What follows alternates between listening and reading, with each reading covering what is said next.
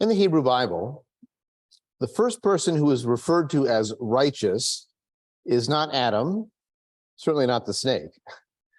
It's Noah. Noah is called righteous in his generation. But it's not entirely clear what that means, to be righteous or blameless in your generation. The rabbis debate this, as they debate most things. And they said, well, it could mean one of two things. Maybe righteous in his generation meant that Noah was just good by comparison. If everyone was really, really, really evil, then by comparison, he looked pretty good, even if he was sort of average character. After all, he just saves his own family. He doesn't save anybody else, right? It's his wife and his sons' wives, and that's it. No more room on the ark. He won't even save the third kangaroo. Only room for two. So maybe Noah is simply average, but in an evil generation, he looks really good. Maybe that's what righteous in his generation means. Or another way to think about it, maybe if you are able to be good, even in an evil generation, then you would be good in any time and place. You're good in some kind of absolute way where you would have been righteous in any generation. It's just even more obvious that you managed to be so different from everybody else in an evil generation. And they give two analogies. The first case of just being good by comparison is like a vat of wine in a cellar full of vinegar. You know, a vat of wine doesn't smell particularly wonderful, but compared to vinegar, it's great. The other is a vial of perfume in a pile of garbage. It smells beautiful no matter where it is. Now, whichever way Noah was or wasn't, and of course the rabbis are debating this, Noah is mythology. There was no Noah. It's a legend. It's a story. But you don't have to go back too far in human history to find an evil generation and to find righteous people in an evil generation. Next Monday evening marks the start of Yom Ha-Shoah, Holocaust Memorial Day. This is a day that was established by the newly founded modern state of Israel in 1959. After a series of other observances, they hadn't quite settled on when to do it. Finally, the Knesset passed a law and declared that there would be a Yom Ha-Shoah v'ha-Gevurah, a day of destruction and heroism, where we would remember this experience as a Jewish national body in the state, but also internationally as the Jewish people. Now, when modern scholars look back on the Holocaust, and remember, we are now, it's 80 years since the Warsaw Ghetto Rebellion this coming week. So it's been 80 or so years since the heart of the Holocaust. People look back on that time and wonder, can we learn lessons about human nature, about society, about the nature of good and evil, and about how to be a good person? Can we learn lessons from the Holocaust? It's debatable because, after all, the conditions were so extreme. Is it really fair to judge? You know, like the rats that they pile with 10,000 pounds equivalent of sugar and then say it gets cancer. Well, so sugar causes cancer? Well, but you piled it with 10,000 pounds of anything, it's going to have a problem, or the equivalent for their weight. So if human beings are in such extreme circumstances of the Holocaust, is it fair to judge them as good or bad? Is it fair to learn something about human nature in such extreme circumstances?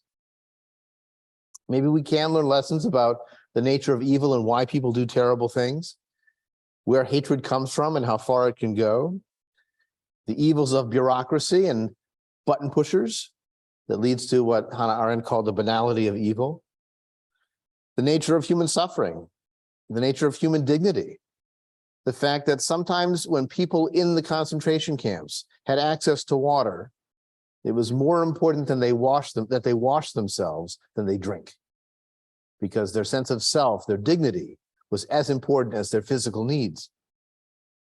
We can learn something about survival and that hierarchy of human needs. And maybe we can learn lessons about being a good person. Classically, the participants in the Holocaust were divided into three categories. There were perpetrators. Those were the ones that killed people, caused destruction, pushed the buttons, sent the trains. There were the victims, those who were killed, those who suffered, and those who survived. And there were the bystanders, the people who saw it happen. They weren't perpetrators, they weren't acting, but they weren't reacting either. They were simply watching. And the fourth category that's gained renewed emphasis in recent years is called the upstanders, the people who stood up, who did react, who intervened, who were on the side of right, kindness, justice, humanity. Now, many years ago, I celebrated my bar mitzvah. And in the congregation I grew up, we didn't choose a Torah reading. We actually had a hero. You would pick someone from out of the Jewish experience, do a research project on that person's life, and you would then have a Hebrew reading that fit with the theme of that person's life. And actually, the Hebrew reading I did was this rabbinic debate over Noah. Was he righteous in his generation? Because the hero I chose was a man named Raoul Wallenberg. Now, you may or may not have heard of Raoul Wallenberg. He was a Swedish banker, actually, who during the war decided he couldn't stand by and watch what happened. He was in Sweden. Sweden was not invaded. It was neutral. He could have stayed there and made money his whole life. But he decided in 1943 and 1944 that he needed to do something. And so he volunteered to work with the American OSS, which is the precursor of the CIA. He was sent with American funding into Budapest in Hungary, because Hungary had recently been occupied by the Nazis, and the hundreds of thousands of Jews in Hungary were about to be deported. They had begun to ship off people from the countryside to Auschwitz and to other concentration camps, including most famously Elie Wiesel, who was living in a village that had been Romania, had become Hungary, and then was part of that shipment of Jews. By the way, the Nazi supervising all this was a man named Adolf Eichmann, whom you might have heard of also.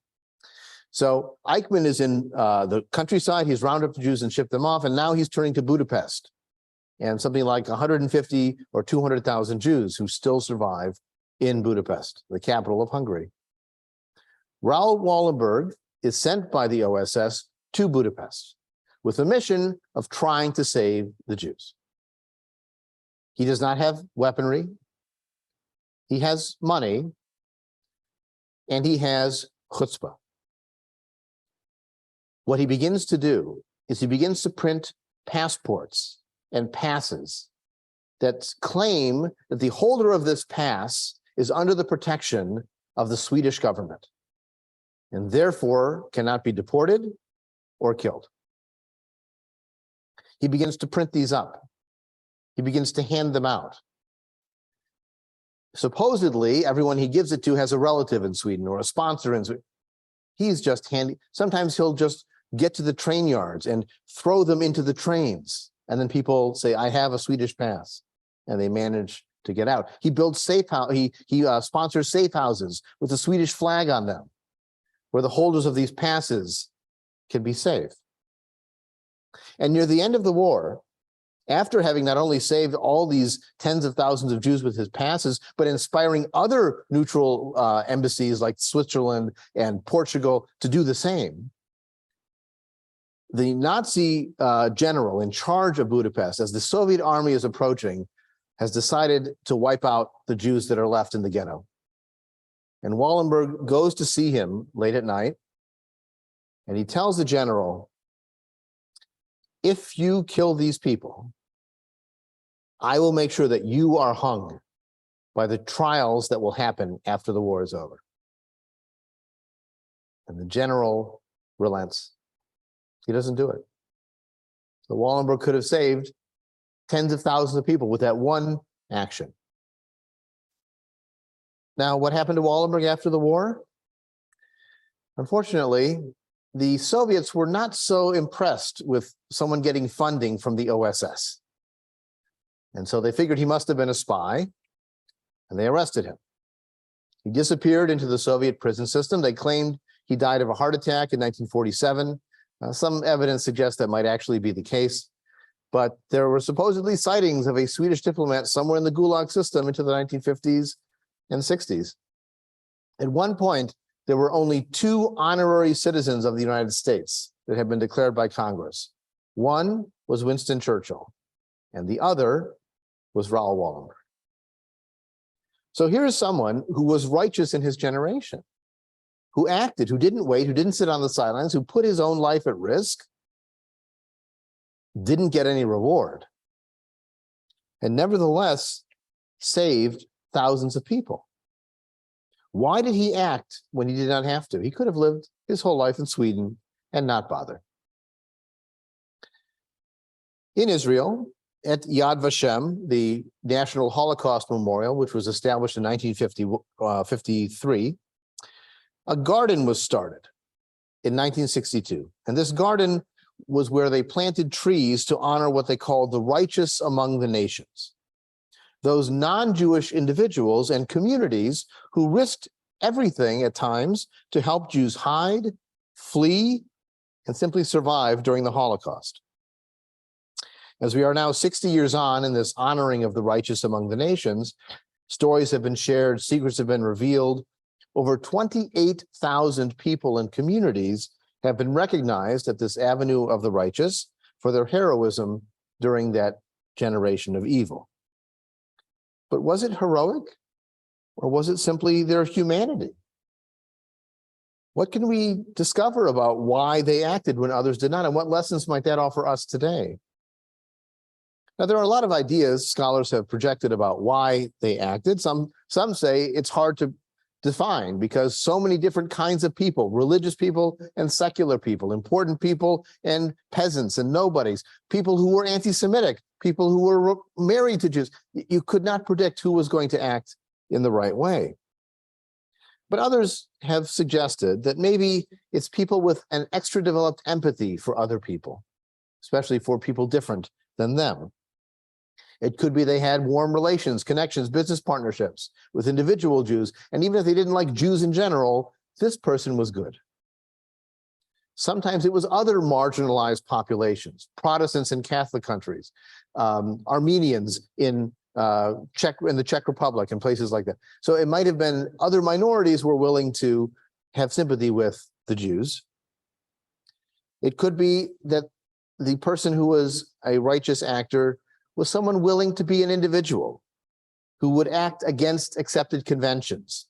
The loner, the weirdo, the strange person who doesn't get along with everybody else, but that might be the person who would stand up for the other strangers in their society. We also have to note that there were very different consequences for trying to help in different parts of the Nazi Empire. If you were in France or you were in the Netherlands, and you were caught hiding Jews or helping Jews, you would go to prison, but you wouldn't get killed. If you were in Poland and you were caught hiding Jews, they would kill you and your whole family. So the risk of helping the stranger was different. And so the math of, is it worth it to save this person at the risk of my children's lives, my family's lives, versus the risk of me going to prison? I know it's illegal. I know it's dangerous. I know the Nazis are not predictable. I could die in their prison system, but it's still a different calculation. And some of that is reflected in the numbers of righteous that have been recognized. The three countries with the most number of righteous people recognized are Poland, the Netherlands, and France. Now, in the Netherlands and in France, again, it was prison, but it was not death. The Netherlands had about 6,000 righteous Gentiles recognized. Think of the people that helped hide Anne Frank as just one example. And in France, about 4,000 people were recognized, including an entire city that managed to hide dozens of Jews in a collaborative effort. Now in Poland, there were 7,000 righteous Gentiles recognized. But that becomes somewhat less impressive when you realize that there were maybe 400,000 Jews in the Netherlands and France, and there were 3 million Jews in Poland, 10 times as many, but only 1,000 more righteous Gentiles who saved them. Now, some would argue it's because there was a strong strain of Polish anti-Semitism, and that is true. But you might also point out the consequences of risking hiding a Jew there were much steeper to yourself, to your family, to your community. So what I want to do now is to turn to our own day looking at these lessons we might learn. We are not facing a Holocaust today, either for Jews or for anyone else. But there are certainly issues today where upstanding is required, or at least is admirable. Maybe we could brainstorm for a moment. What are some issues today that are meriting of being an upstander? Issues where we should take that step out of the convention, but also stand up for someone else, even if we are not ourselves targeted. Okay, so standing up for the LGBTQ community, whether it's people in our family or ourselves, or simply people for whom we care, the allyship is very important. And especially for the transgender community, which is under particular assault in many states, but many other parts of that community are facing severe challenge and stress and need support. I see Joyce and Rich, and then Leora. The Republicans who have stood up against the former president and risked their own career. It's not the same, but it's in the same direction. Right. So reaching out to other people who are standing up to whom they seem to be bullies and destroyers of society. So supporting the people who are fighting that fight, for sure. I saw in the chat, someone commented on standing up for trans rights, also for victims of police violence. Those are people that need extra support. I see Leora and Tom. Voting rights, which are slowly being taken away for people of color in many, many states.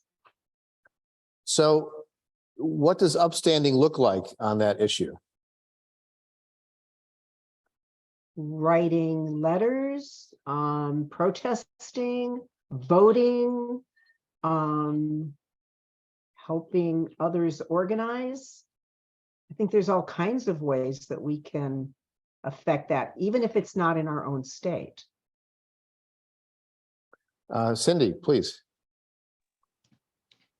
Standing against the banning of books and the rewriting of history and literature in our schools to limit representation and really do a disservice to kids who are being targeted kind of indirectly through that process. Mm-hmm. We'll see also in the chat, standing up for immigrants. And other examples of acting as registering voters and lobbying for improved voting laws. Other examples you might, Marla and then Lori. Supporting Ukrainian refugees, although I don't know that they're being oppressed here as much, but certainly standing up for the issue of what's happening in Ukraine internationally. Yes. Standing up against the white supremacy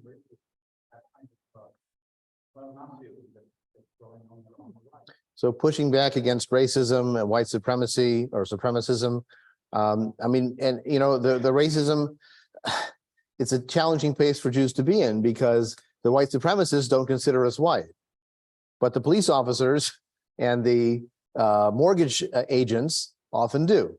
And so we have an odd position of being kind of off-white that we can intervene in some ways and stand up against those issues or push back when we hear people say things that are manifestly offensive. It doesn't have to be, hiding someone from the police. It could be standing up when someone says something that's obnoxious or appalling and responding to it. We found this even locally in my daughter's high school. We had an incident in the last week where a student brought a gun to school, which caused a lockdown. And in the aftermath of what happened in Highland Park on July 4th last year, people are very tense about anything to do with guns. Nothing happened. Nobody was shot. Nobody was hurt in a physical way. And but what's happened in the aftermath of that is because the student who brought the gun to school is Hispanic, there has been a rise in anti-Hispanic rhetoric and attitudes among some of the students that are there. Now, my daughter's been in the dual language Spanish and English program her whole career in our school district from kindergarten forward, in part because we wanted her to be have a broader sense of humanity than just the people that look like her and speak her language. And that's why she's learned Spanish in such depth. And so she feels that because these are her friends and these have been her classmates for all these years who are now facing some of that tension and exclusion. Our liberal suburban communities are not immune from the same kind of us versus them mentality, and thus require some kind of standing up to that attitude. Another example might be you see someone who's being harassed or who's being intimidated, and they're not bothering you, but they're bothering someone else in a hijab or in some other kind of distinguishing clothing or coloring or ethnicity. And so it's our job to gather allies and to intervene to help people in need and in danger. I saw one more chat in the box. Standing up for legislators who are targeted for supporting gun reform and other issues that are important. In short, we need to look for who's being persecuted. And if we see people being persecuted, those are the people that need upstanding on their behalf. Now, why is it hard to be an upstander in those kind of moments? What are some of the pushbacks or the disincentives that we face to stand up and speak up, whether it's on a political issue, more anonymously, broadly, signing a petition, whatever. But I think even more importantly, interpersonally, you're on an L train, you're in a situation and someone is saying something that's obnoxious or doing something that's even worse. Why might you not act in that circumstance? There's fear of violence, stabbing, shooting, who knows what. Yeah, you can face terrible abuse online, death threats, who knows what, might impact your family. People might stake out your house, which, by the way, has happened to conservative Supreme Court justices too, where people have gone to their houses and yelled at them and protested them and made them feel threatened. So it's not, only liberals who are facing this kind of harassment sometimes. This is one of those cases where, this standing up and taking a position puts a target on your back. And so sometimes it's easier to not comment or not reply or not respond when someone says something over the line. Someone's also commenting the Asian community faced a lot of harassment and has since COVID came to the US. And that's, again, another group that needs, intervention, upstanding, and advocacy. Other disincentives could be social pressure. If no one in your group is willing to point out this particular issue, it could be risking your own personal status, whether it's employment or respect or position in the community. And there could be family considerations. William gives another example of protesters being hit with cars, right? I mean, even protesting in a group is not necessarily a safe place to be. And Leora points out, you might be worried what your friends and acquaintances will say. Gossip is actually one of the things that makes us very human. And news travels really fast, both good and bad. But reputational damage is very hard to undo if you're in a small town community and you're different all of a sudden than them in a way that's obnoxious to them. Then it's going to be very hard to recover from that in your social standing. So the last question to ask more formally is, how can we motivate ourselves to be upstanders? We know that we want to do it. We know why it's hard to do. But how can we cultivate in ourselves the ability, the courage to actually stand up, to speak up, to act in some way? So finding what you would be effective in acting, your particular skills or strengths or knowledge, that might be valuable. So if you teach people to act on their beliefs and make it an important sort of plank in your personal philosophical self-perception, then maybe people will actually do so. And it's good to build a habit of doing that. When you've done it once, then you might do it again, and you might do it again. And it's sometimes getting over that hump of habit. Cindy, please, you wanted to add something. I think when we're transparent with our values and our motivations with the people around us, they're not surprised when we speak up. And so they're more likely to stand with us, and they feel bolder as well, assuming that they share some measure of our same values. And so kind of in that moment, knowing that you're not alone, that you're not going to lose your sister, your spouse, your best friend, or something like that, because they're shocked when suddenly, you've stood up for something. Right. So if people know what you stand for and you do it again and again, it's not going to change their perception of you, because it is their perception of you. It's who you are. It's not like it's a secret you've been carrying. And Leora commented in the chat box that if you find other people to act with you, that also provides social support, right? It's conformity, but it's conformity in the right direction with other people that you share values with and with whom you want to address a particular issue. Well, right. There's a pastor, Martin Niemöller, who was a pastor in Germany, has this famous line that first they came for the Jews and I wasn't Jewish, so I didn't speak up, and they came for the trade unionists and the communists, and then by the time they came for me, there was no one left to protest.